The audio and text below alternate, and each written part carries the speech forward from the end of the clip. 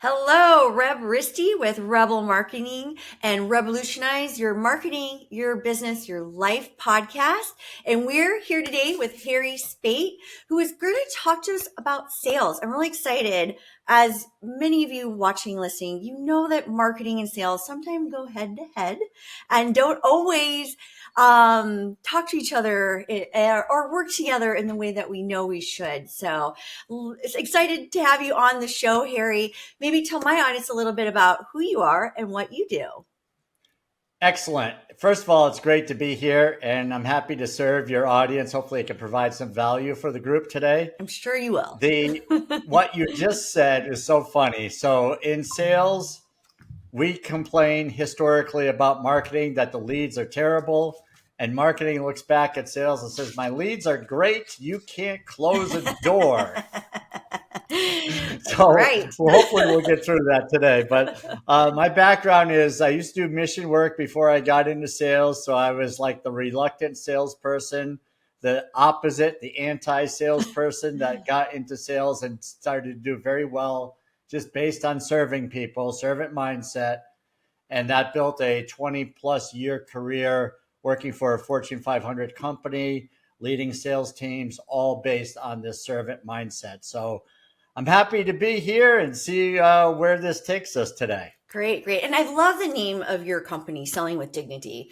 I think that is, as a non-salesperson, we get caught up in our head that it's salesy and you're trying to not rip people off, but there's something wrong with it, right? Yeah. So maybe tell us a little bit, when you do work with somebody or a company, how do you break through that mentality of selling is actually a good thing? Yeah. So if you just change the word selling into service, Mm, then it becomes much easier. And just say I'm serving people. yeah. Because really the greatest salespeople are serving. The ones that are out for themselves, that are just trying to make a fast buck, they're not getting repeat clients. And if that's what you want, you can easily separate yourself. I found out that is very easy to do just by serving people. And the way I did is I said, I'm just going to provide the best customer service throughout the entire experience. Be a good listener, give people what they want, show up on time. This is all the basic fundamentals. And I never really had to learn. I learned sales, but I didn't have to learn like these crazy techniques that a lot of people talk about. And you're like, here's 100 different ways to close a deal. It's like, how do you even remember 10? Right. So make it natural and it becomes much easier. Yeah. What's your thought on that? Yeah, no, I love that selling, change it to serving. Because immediately, yes, in my head, I go, okay, I know how to serve people. I know how to give them what they need, what they want. So I think that's brilliant. Just a little change of the word helps so much. I know you've got your book. I Yeah. haven't had a chance to read it, but I know you had a really cool offer for our audience later. If someone's going to dive into your book, or let's say you're working with somebody like me, pretty good at marketing, not that bad out in public, but I still have this fear of asking, selling or selling. Yeah. Where do you Yeah. start? Like, what's a way to get started with someone like me? First of all, it's mindset. The number one thing we have to do is sell ourselves on ourselves. And I know that sounds really silly, but if we can't sell ourselves that we've got something to offer that people will really benefit from, we're not going to do well.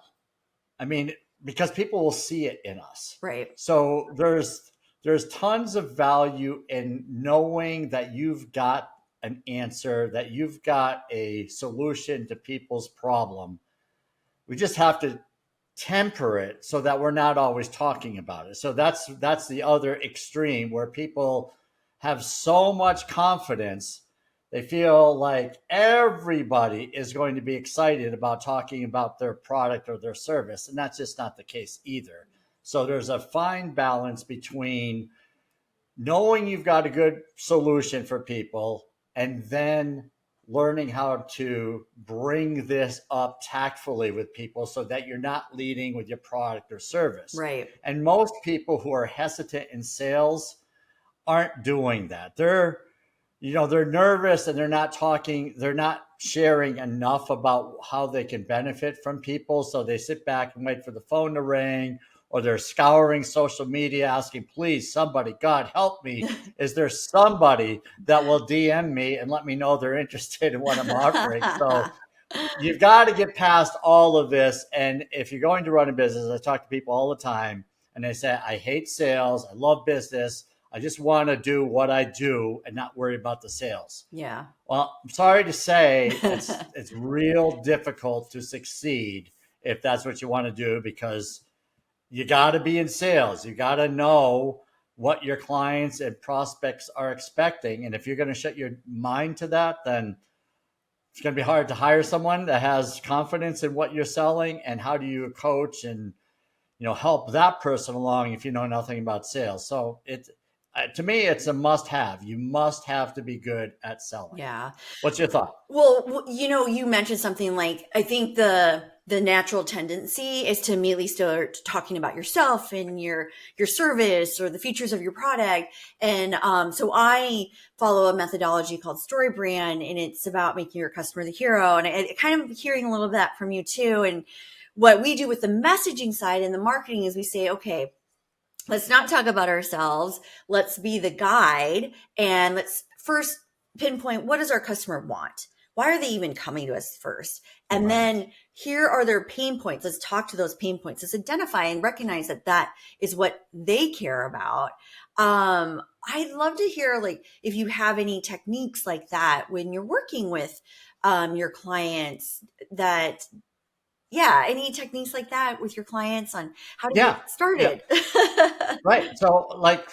First of all, I love Story Brand. Oh, I mean, great. I'm very much aligned with that, is that it's always about the other person. So where does this apply in the day-to-day business of selling? A lot of people network. And when they're networking, people that will say things like, I'm a financial planner, or I provide insurance, and they say what it is they do. And it's boring. So they lead. Well, yeah, exactly. So it's like, it just becomes noise. Yeah. So the better thing is if you're introducing yourself, I like to keep it very short and make it about the other person. So in that scenario, I'd say, if I'd go up to someone, I'd say, I'm Harry Spaight. What brought you here today? Right. And then they start talking and I say things like, I didn't catch your name. So what's your business these days? Or, just asking very soft questions. So you start get people talking. And if they don't come back and ask you what it is you do or how you serve people or anything along those lines, I just move on. Because I know they're not really interested in hearing from me. So I don't say, well, do you want to hear about me? Right. It's like, no, that's awkward. So just in the networking thing, you can really improve your business opportunities by getting out and getting comfortable with people, making it about them. And when they ask about you, have a good answer. Don't just say things like, I sell windows or I do financial planning. You've got to have a much better response than that, because like you said, it's boring. Yeah. No, I love that. With Story Brand, Donald Miller, he's very much about the one-liner and honing in on that problem statement. What is your advice? How do you make yourself interesting when you're networking? Because I will admit, this is I find the hardest thing to do. Yeah. Well, I don't make myself interesting. Because it's always, and so, I mean, like when people talk about themselves, it's not interesting. And, if you've read anything from Dale Carnegie, How to Win Friends and Influence People, the great stories in there is all about listening and asking questions. And then people will say, I just had this fascinating conversation with Reb, right? And you're like, well, all I did was listen and I asked you a couple of questions and you wouldn't stop talking, right? But that's okay, because now the person feels great and comfortable and that it's a safe place for us or for them. So when we make it a safe place, Like if you're having a conversation, here's another example. Someone says, boy, I've got a lot of issues with marketing, and they don't know what you do yet. Right. And you're just, you just introduce yourself, and maybe you went to an event, maybe marketing comes up, and they start talking about, I've got a lot of issues with marketing. I don't even know where to begin. The thing not to do is to say, well, I do marketing and I can help you. Right. Yep. Yep. When we do that, this is the premature pitch where we're pitching too early, no trust is built, and now this wall comes up because now the person is recognizing someone else is trying to sell them on something, even though you can be completely legit and honest and sincere. We've all been burned so many times that our protective wall goes up without really a whole lot of thought. So a much better approach, it probably comes from Donald Miller too, is to ask the person, is like, tell me a little bit about this. Yeah. Tell me what's the challenges that you've seen with marketing? What have you tried so far? And just dig and let them kind of start telling you and build the trust. And then a whole new world opens up. And then you're so chill and relaxed. They might even say, so what is it you do? And you say, well, actually, I help people like you. But you've done it in such a consultative way. Now they say, oh, there's trust here. Yeah. Versus that early pitch. Yeah. What's your thinking on that? Yeah. Well, it's funny. My coach coaches me on this. It's like that consultative, what you just said. I think and the service, I love that. If you really come at it with that approach of being what you do, you can serve somebody and be consultative. And if they're not interested, I love that part too. We walk away if they're not, and not in a bad way, right? Like, hey, if you're not interested, then let's not waste each other's time. Yeah. So, well, I mean, it becomes desperate, in my opinion. Yeah. Where we're trying to say what we do, and the person clearly doesn't care. Right. So why waste your energy? Yeah. Look for people that are concerned, that they want to know other people. If that's the way you're like, if you want to be a pitcher and just pitch everybody and say sales is a numbers game, be my guest. Yeah. That's just not. Yeah, I'm not comfortable with that approach. And it's funny to your example too of somebody, like if they start unloading about some issue, that's like top of their mind, and people are usually not saying how great their marketing is; they're complaining about it. So I often say I'm a marketing problem solver because I love to try to figure it out. And I, for one, admit I'm not the first and only. I'm not the specialist in everything. My lane is really the messaging, branding, strategy.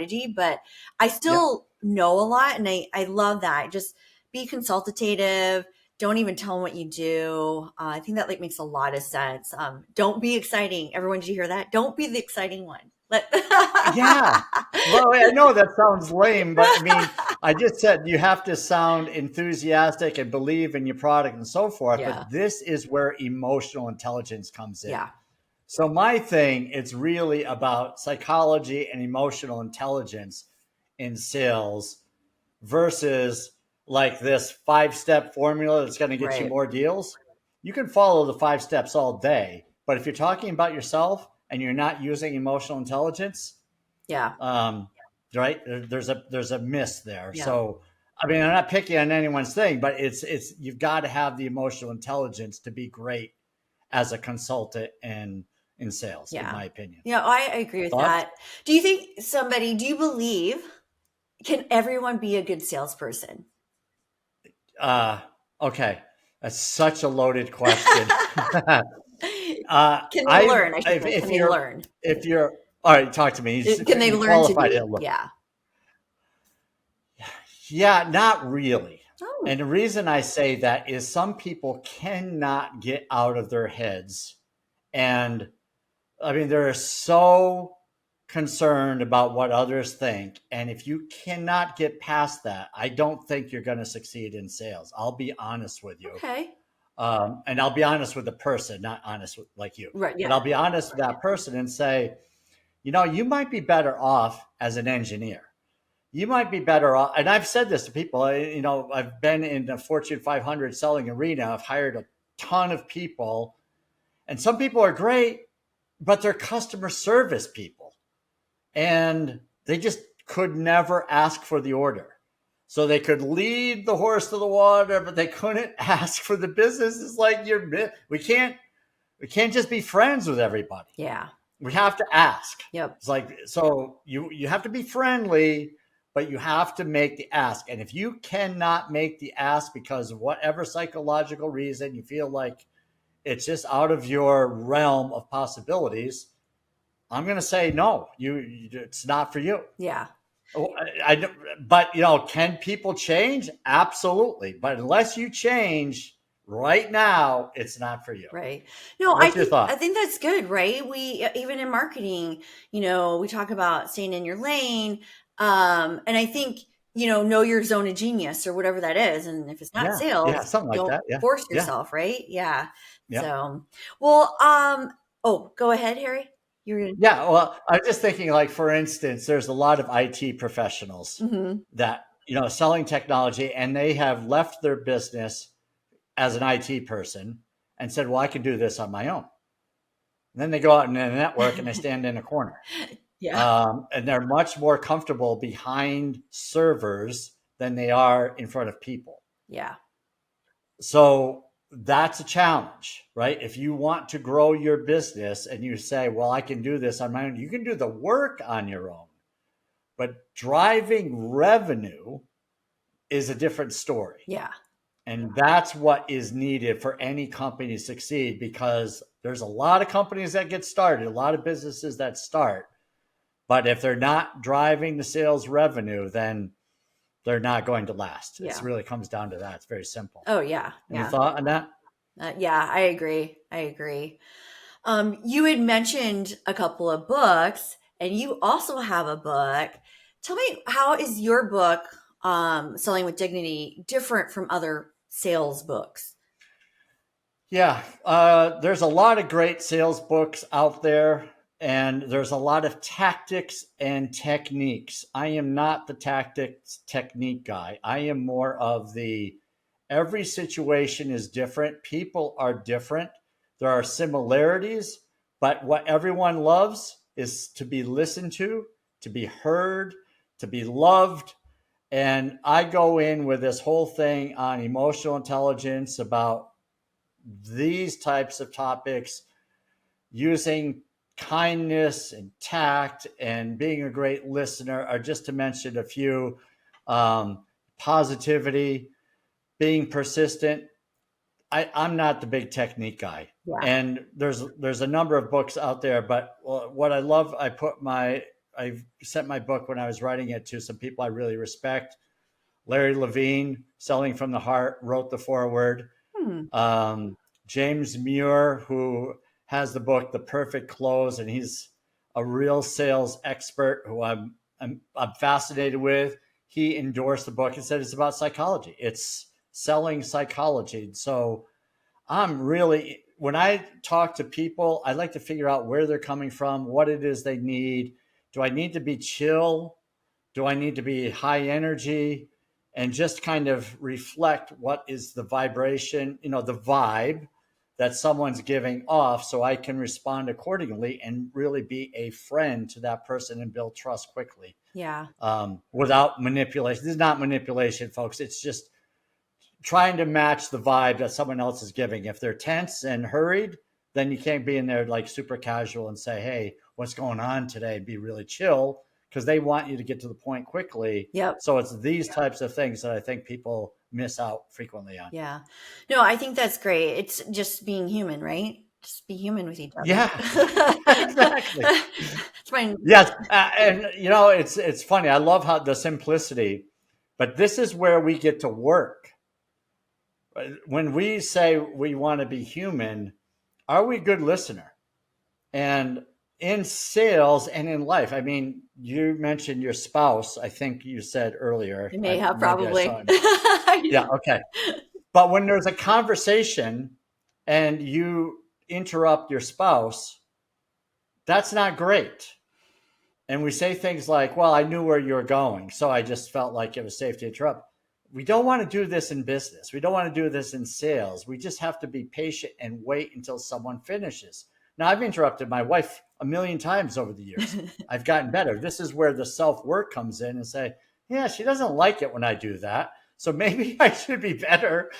And this is what I love about life and sales is that we constantly are working at improving ourselves. Yeah. No, it's a good Thoughts? point. And we all know when you're talking to somebody who's just waiting to get that last word in versus who's actually listening to you. So I think listening is the hardest part, and we all need to work on it. So we'll work on it. Well, Harry, thank you. Really, Yeah. I really appreciate your time and your insight. I know that you have a little offer for our audience. What is it?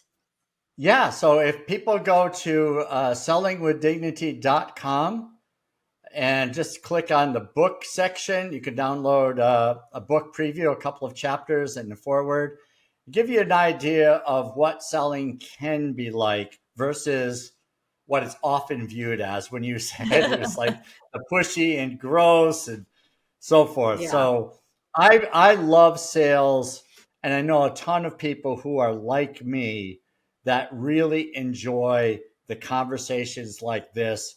And we don't get uptight if we're going to win the deal or not. We just are going to keep doing the right thing and make friends with people and politely ask for the order. Politely ask for the order. I love that. Well, thank you again, Harry. Really appreciate it. I'm going to go download the few chapters for sure. And I look forward to talking to you again. All right. This has been a blast. Thanks, Reb.